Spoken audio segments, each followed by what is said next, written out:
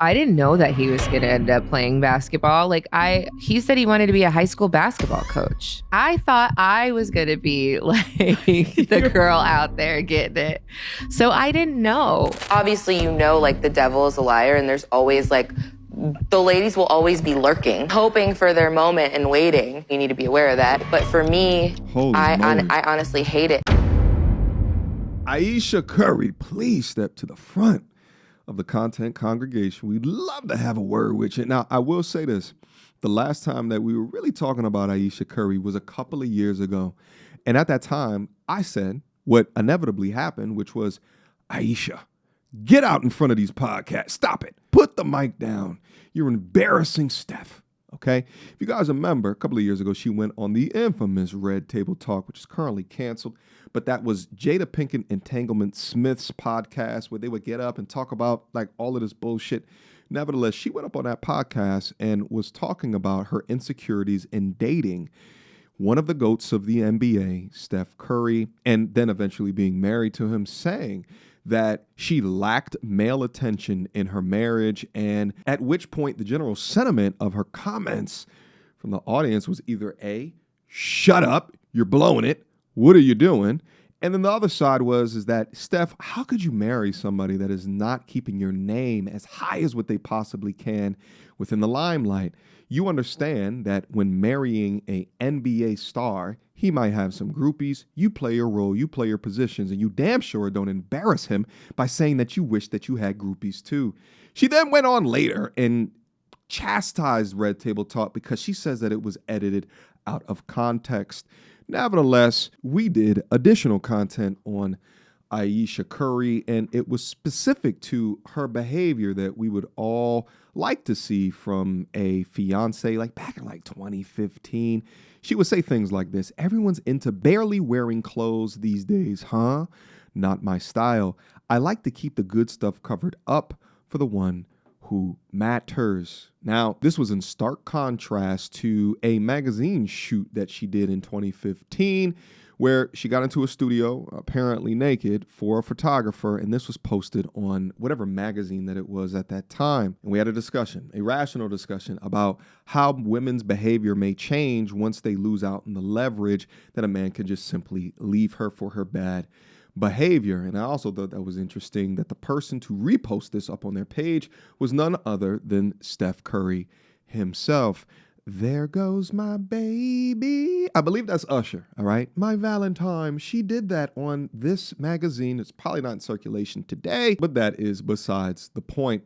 Nevertheless, she's back up on these content streaks, and TikTok is currently speaking about some of her comments in regards to Steph Curry. So I wanted to open up that piece of content and get active on it. All right?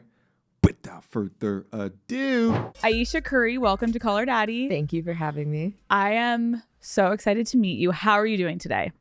I'm hanging in there right now. I'm really nervous to be here. Wait, why? I'm so excited. Oh my God, Ayesha. Yeah, so I'm just grateful. I'm excited.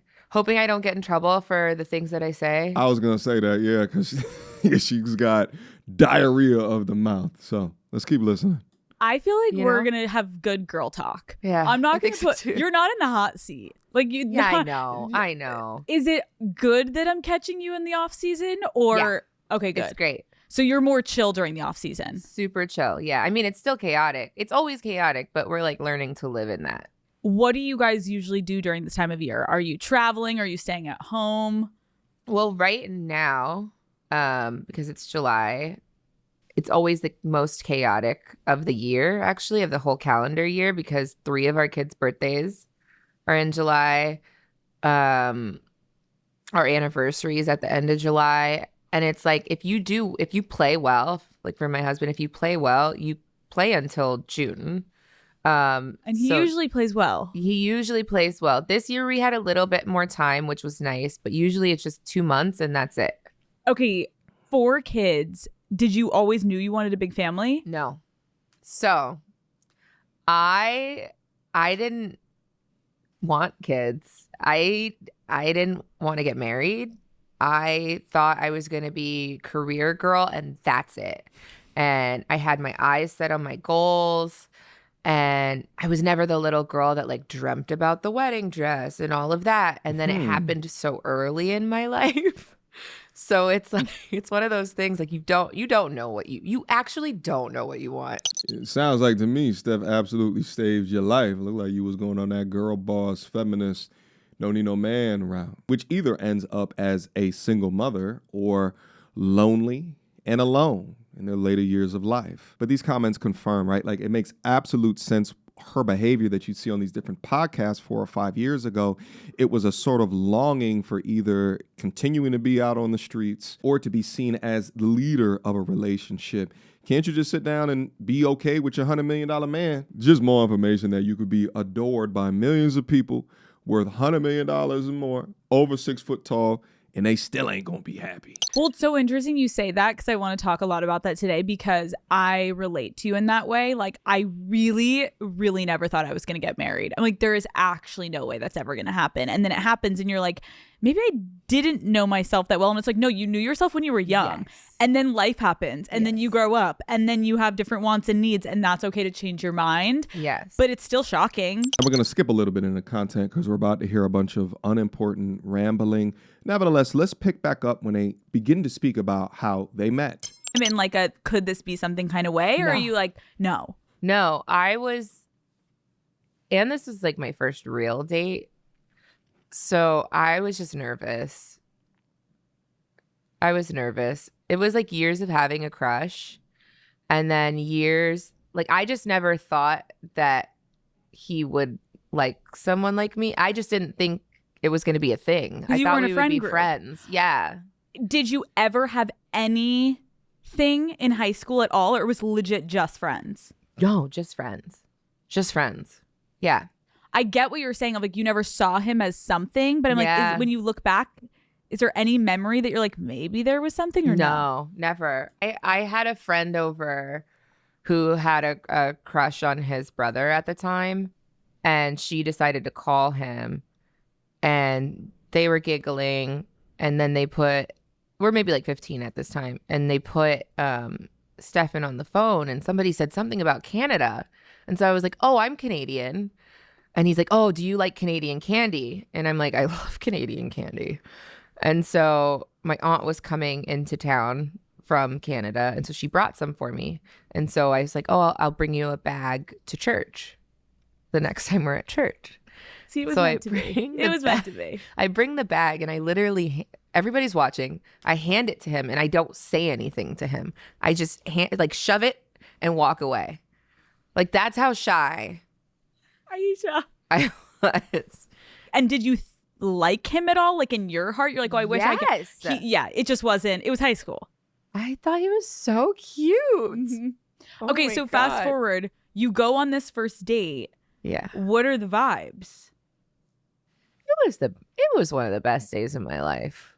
Honestly, it was so innocent and young, and like I wish I could relive that, or at least watch it from like a bird's eye view. It was so cute. We did Hollywood Boulevard, put our hands in the Maryland hands, and like got chai. How did being in the spotlight impact your relationship in the early days? Because you guys didn't know how to handle it.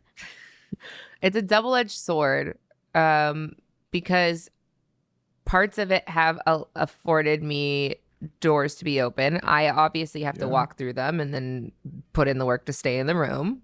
Okay. But that I think would be the elephant in the room, is like I'm grateful for that side of things. But on the flip side, I in the beginning hated it so much. I like did not sign up for that. I also always thought like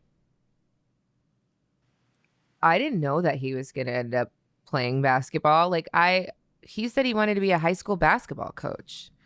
Like I thought I was going to be like the girl out there getting it. So I didn't know. And so it just like. This is the portion of the clip that she went viral for, and it sparked a lot of content and discussions out on TikTok. But I'm sorry. How the hell did you not think he was going to be anything more than a basketball coach? I mean, his father was in the damn NBA. By high school, he was already showing that he was an incredible talent on the same trajectory, if not better, than his own damn father. To not know or understand that or to think that at this point would be denial. Just when we was forgetting about her, Ayesha Curry is back on social media talking about how she hates Stephen Curry. She was just recently on a podcast and she talked about how she actually never wanted to be married. She never wanted to have kids. And she always saw herself as a career woman, etc., etc. Which, I get it. You know, people have visions for their own life. And when they get in relationships, sometimes they have to compromise. But my thing is, why 10 years later talk about it to the world?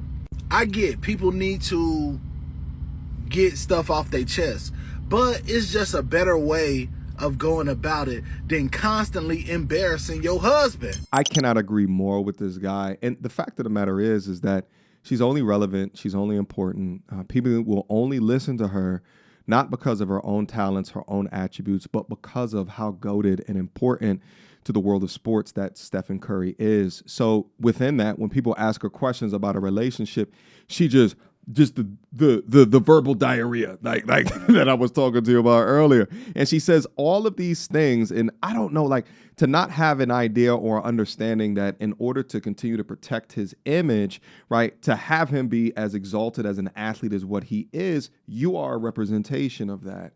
But whether it be through his own support of you getting naked on a magazine cover, or let it be your confirmation that you're jealous or envious of his current position because of the oogling eyes of 304s, and your want to have men slide eggplants up into your DM as well so you can feel as important, to still come out 4 to 5 years later and speaking about, well, I never wanted kids, I never wanted to be married, but he just came out on the change. I just thought he was going to be a high school coach. Well, that shit changed when he started to get some rather impressive looks, didn't it? And then you come up with this interesting conundrum of, do I do this for the bag? Do I keep hush? Maybe I could talk about it on a podcast 5 to 10 years later. Or do I just, live the life that I thought I was going to live and upgrade to a boss be independent queen? Like, every time she opened her mouth, she embarrassed this man. And then here come all the women in the comments. Oh, she's so brave for saying things that a lot of women want to say. Like, there is a way of discussing things without disrespecting and embarrassing your partner. And the crazy is that if you listen to the difference of how Stephen talks about her. So you end up meeting your now wife when you guys were 14, 15 years old in a church group. You end up starting to date when you're in college, get married when you're 23 years old. Why get married so young? Why waste time if you found the right one, right? That was I knew, having met my wife in high school, kind of her story and just, and her family and what she was about, very faith-oriented woman. And she was so driven.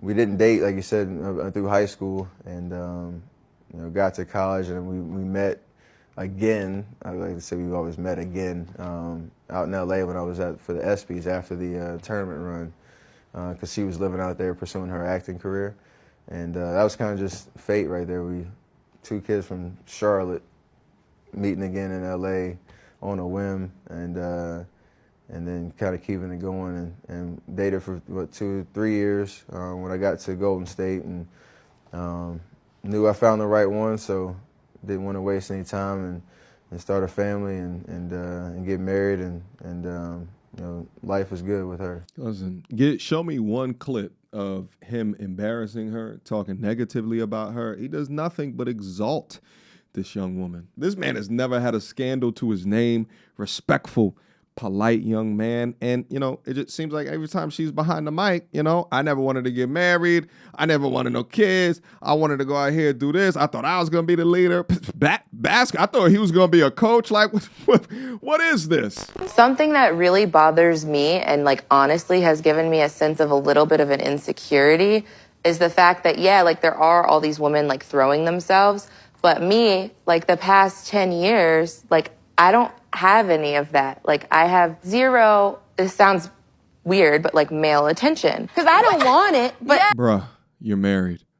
it'd be nice to know that someone's looking. I have anxiety too, really, really bad, to the point where I actually take like medication. And I think like open communication and like putting your feelings out on the line, like that helps me a lot. It's like just letting somebody know like, nah, kind of having an anxiety attack right now. Stephen is like very nice by nature and he's very talkative. He gets it from his mama. And so like everything's always... Imagine your wife saying this. It's like very, very friendly. And sometimes to the point where I'm like, okay, I'm a grown woman, so I'll just insert myself and be like, hello, how are you doing? Exactly. Right. Like I'm okay with it now. And I've obviously, you know, like the devil is a liar and there's always like, the ladies will always be lurking, hoping for their moment and waiting. You need to be aware of that. But for me, insecurity. Holy moly. I honestly hate it. I don't like when I feel like leveled off. So like we had the conversation about it and he like tries really, really hard to make sure that if we're going somewhere, I'm being introduced. I don't like to have to introduce. He without a doubt just be banging his head up against the wall. Like, I can't believe, like, at what point are you going to grow up? Like, at what point will you be responsible for your emotional distresses? At what point, baby? All right? And that's the thing. That's what scares a lot of men today, is getting in a relationship with somebody, inevitably having to take the fatherhood role from where your father was before, right? And the thing is like, as a leader, as a protector, you know, you are tasked with those things, but you don't want to be a father, right? You want someone of significance. You want a significant other that you can do it with, but I should not be having to give you fatherly guidance, right? Like, or always having to be thinking about the subtleties of your emotional instability, right? To have everything within life, but still seek validation from other people is fundamentally insane. So we try and, I try and make that known. But there have been a couple of times where I've wanted to like punch somebody in the face for sure. I'll never forget, we wanted to go buy bikes one day. And I'm sitting in the back nursing Riley. At the time, she's less than a year old. And this group of people come over and they're trying to ask Stephen for pictures and autographs. The woman opens the car door, sticks her body in the car, and she's like, oh, let me see. I'm like, no, like get out of the car. She goes, oh, honey, you know what you signed up for. And that's kind of stuck with me for a long time because I'm like, actually, no, I didn't. What a whore. Okay. Something that really bothered this as well is that, you know, I often think that this anxiety word gets thrown around a lot. And, you know, there's those out there that utilize it as an excuse for bad behavior, and for which I say, shut up. All right. Your anxiety, your ADHD, your whatever the mental health code of this time is just no excuse for bad behavior. I'm sorry. Write routines, write lists, right? Talk it out. Enhance communication. Get a journal. What are the things that you are doing to actively combat the bullshit as opposed to blaming the other person, right? Towards making it their problem, right? And truthfully, I think it was good that she got out of the mic 4 to 5 years ago, because it's obvious that she was struggling with this shit. So these women on these podcasts would just ask her these questions, and then she would word vomit, diarrhea, all of her bullshit, and it just wouldn't reflect well on Stephen. But all right, guys, let me know what you think down in the comment box down below in regards to her comments. My final comment is that, you know, this is yet another demonstration of, you know, inevitably, it don't matter how successful that you are as a man, right? No matter how well that you provide, take care of your family, there's some out there that has been inflicted with this mind virus that will always find something to complain about, all right? And it'd be one thing if it could stay in privacy behind closed doors, but when they bring it out to the public sphere, we got to be able to have a discussion about it, because I know there's a lot of dudes out there that are thinking this shit, but they don't have the appropriate visibility or even the platforms to come up and to speak about it, all right? So that's why we are dissecting it. But all right, guys, drop me your questions, comments, concerns down up in the comment box down below. So happy that we got active on this content here today. I appreciate you guys for stopping by, and I'll see you soon. Until next time, YouTube. Peace. She belongs to the street. Girl, don't hold my hand. You a mattress actress on the OnlyFans. Get your money, girl, but damn, how is that your only plan? What you gonna do when you get too old to strip and dance? Get up out your echo chamber screaming period and yes. You a low down dirty woman if you try to get knocked up by a high value man.